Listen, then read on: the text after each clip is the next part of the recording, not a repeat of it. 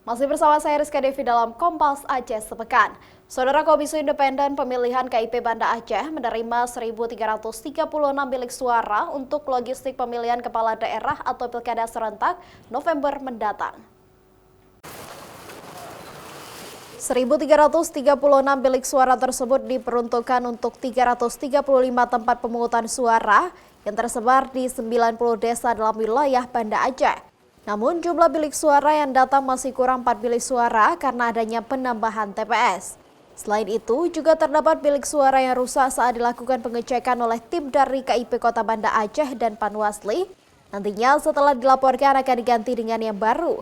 Selain bilik suara, nantinya sejumlah logistik pilkada lainnya akan menyusul tiba di Kota Banda Aceh. Hari ini kita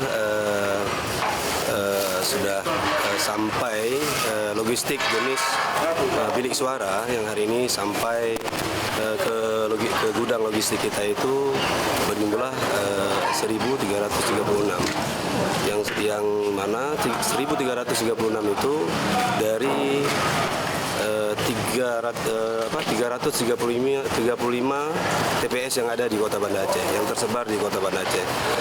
Bilik suara tersebut tiba menggunakan truk milik PT Pos Indonesia. Logistik pilkada itu kemudian ditempatkan di Gedung Information Technology Learning Center Banda Aceh, Kampung Baru, Kecamatan Baitur Rahman, Kota Banda Aceh. Syahril, Kompas TV, Banda Aceh.